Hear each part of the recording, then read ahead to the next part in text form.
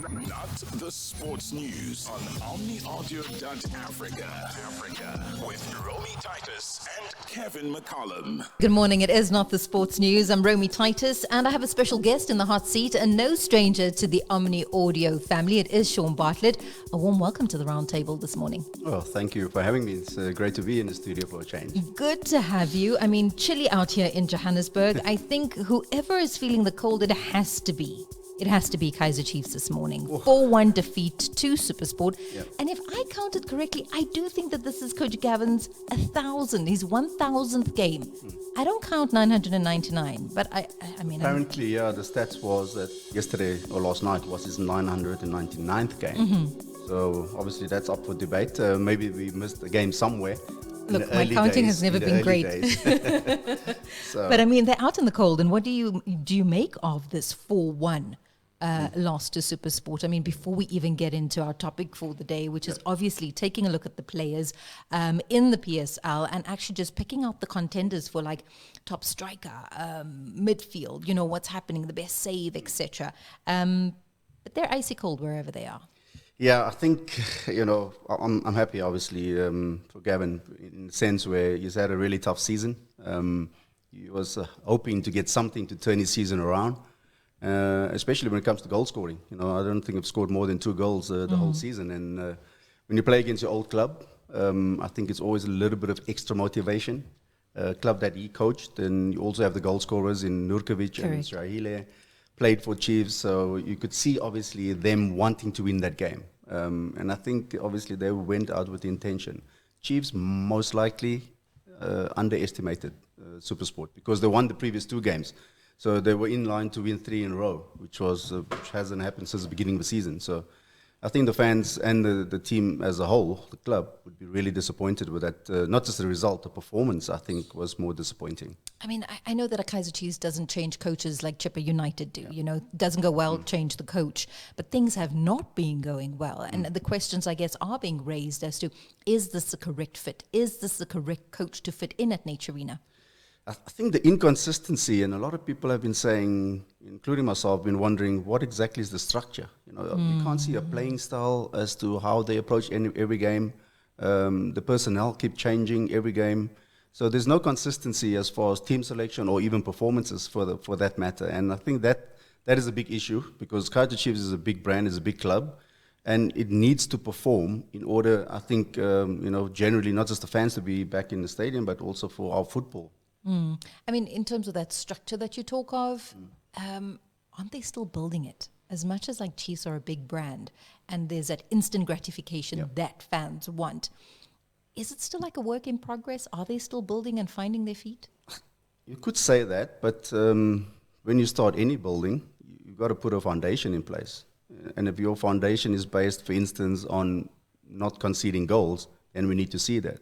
If your foundation is something different we need to score more goals, we need to see that. That is the biggest issue at the moment, that I don't see any foundation in place. And probably Nabi wouldn't be able to say who's his best 11 because we haven't seen that for a while. And I think that is my core issue at this moment in time. The spine is non-existent at times, you know, and I think that when that goes missing, it's a big issue to obviously maintain not just consistency but also results. Just very quickly, before we go into obviously our burning issue and topic for today for Not the Sports News, I mean, Stellies, if it is that they have a foundation, it's rock solid because they're a team that is continuously up on the rise and they just seem to get that winning formula right. Yeah, I think, you know, they've got a conveyor belt of young players. You know, every year they probably sell 2 or 3 players.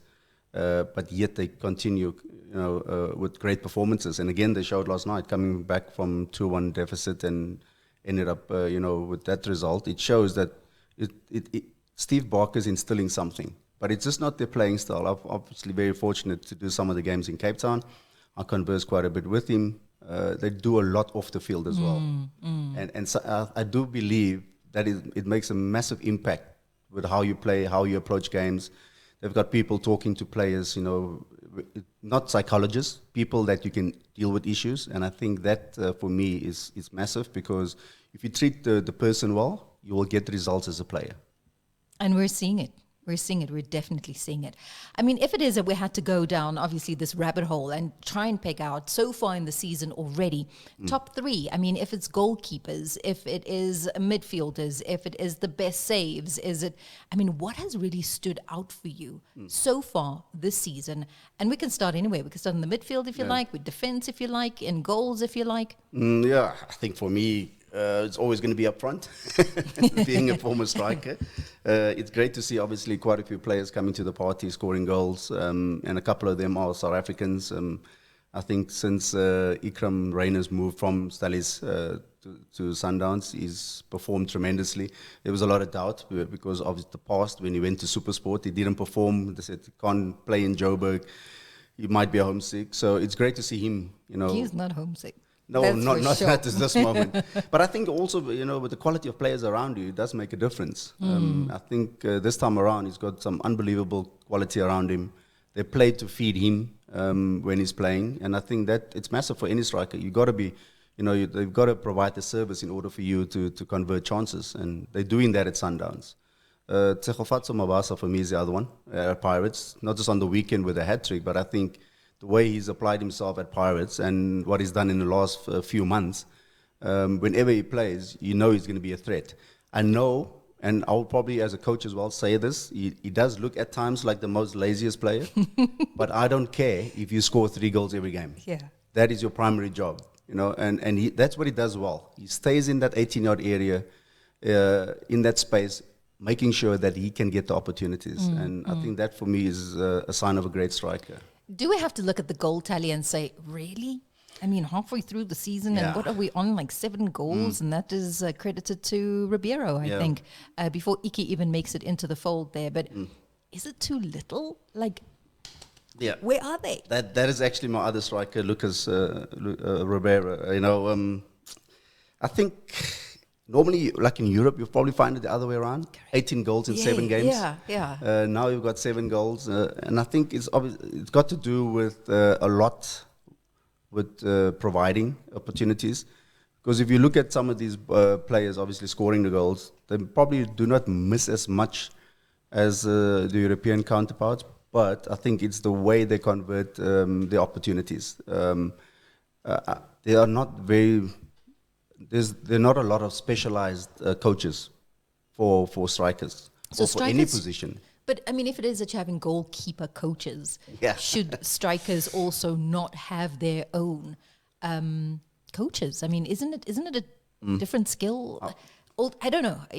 I've never played. I'm just a fan from the outside looking in and saying, but why goalkeepers only and everybody else kind of gets trained the same, when at the end of the day, what do you want? You want goals. Exactly. And so why not that specialist input, in a team? I've had this debate so many times, and I even said to my wife, one day I'm going to have an American football team, technical team, because every position is specialized, whether it's a goalkeeper, and the goalkeeper is the only position on the field that's got his own coach.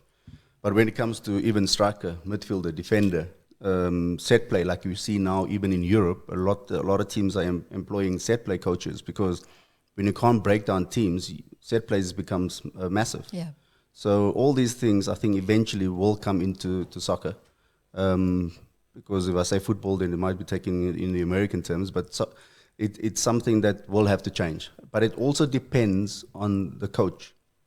I do believe that makes a massive impact. If you don't believe you need those things, then obviously you don't want it. You don't need it. You don't want it part of your club. But if it's going to build your game, and put your team on a level that others can't compare it to, surely you want it. Yeah. But I guess cash is king also. I was just going to say that. There are only a select few, in this country, unfortunately, that's got the financial backing.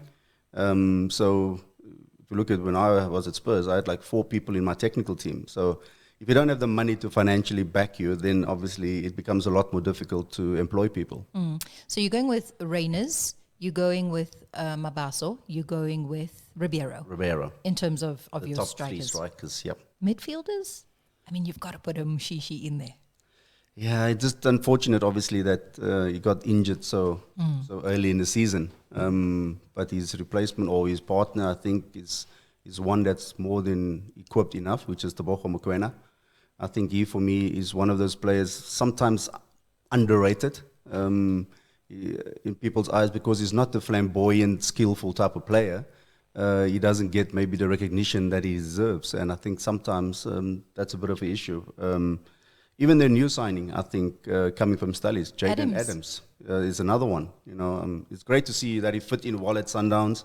First couple of games, doing really well. And yeah, I think the next one might surprise a few people because I was caught up between Tasric Matthews or Mofokeng of Pirates. So that's a bit of a tricky one because Matthews do score a lot more as a midfielder. I think the issue I have with Mofokeng sometimes is just playing to the crowd. Correct. He wants that affirmation, or he wants that recognition. He wants the fame. I feel. Yeah, he does. Yeah. He doesn't always do things for the benefit of the team, and I think that's can be a negative for him. So, but at the age of 20, I guess, and the world of social media, and not that I'm coming to his defense in any way, but you live for the likes. You live for like those heart taps, don't you? That is the current generation. It is about instant gratification. Like you've said now, you make a post and within a minute you want to see how many likes are there. And young players nowadays, they don't want to take time or, trust the process, so I can put it that way. They want that instant success. Or if I'm called up to the first team, I want to play. They don't want to learn. And the flip side of that, if you want that, then you need to do extra work. And a lot of them don't want to do that. They want the success, but they don't want to do the work. It's a new generation. It's the newbies. It's the newbies. I don't know what it is about hard work that scares them. Yeah. Defense? It's a tricky one because based obviously on a lot of things regarding results and how goals are being conceded. But I think for me, if I look at Stellies, for instance, and I get to see a lot of the games, and his name has been thrown around a few clubs here up in Gauteng, is Fawaz Basadin. He's a player that not just defend, but also contributes going forward, scoring goals, creating goals. I think he takes the set plays as well. But he's an experienced defender that's been around. And I think hopefully soon he'll get the recognition as well, not just with getting another club, but also the Bafana call-up. The player also that's done really well, maybe not the results hasn't shown, but Keanu Kipido of Cape Town City just moved to Sundowns as well, and I thought he's been rock solid. That's always what you look for in any defender, and he's been doing that not just for the last couple of months, but also for the last couple of years for Cape Town City, and I think he's definitely one of those players. The up-and-coming player that I've been really impressed with is Malibongwe Khoza of Sundowns, the central defender. Yes. He looks very calm, very composed, and I think you need that in a defender. He doesn't get flustered too much. Maybe, again, it's just sometimes underestimating opponents or taking it too easy. That's the mindset, again, of the current generation. If I make a mistake, whatever, I just keep going. Whereas older players, it will, they will mull over it, they will think about it, they will try and correct it. And I think Khoza is definitely one for the future. Goalkeepers. Ooh. If you had to compare, I mean, the steady three that get called up always to Bafana team, would you go with those? I would throw a name in there that maybe recently obviously has been called up, but I thought for the last couple of years he should have been part of the setup. It's Sage Stevens. I think part of the success that Stellies has had has been him in goal, making some unbelievable saves. He's a great leader. He's a captain of the team.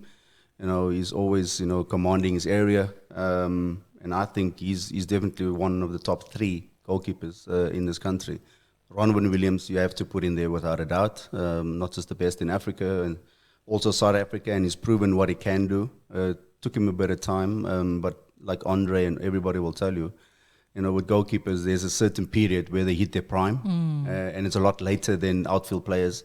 So I think, as expected, he's really showing his quality at the right time for club and country, to be honest. I think Sipho Chain of Pirates also is a player that's been consistent with his performances. Hence, the two goalkeepers that we're talking about, with Williams and Chain, their teams are top of the league. And there's a reason why, with the amount of clean sheets they've had and the influence even when it comes to attacking play. Both of them are well equipped with their distribution, which is great. And I guess a very unfair question as time ticks is coach. I mean, I want you to choose 3, but I actually just want you to pin down one. One coach.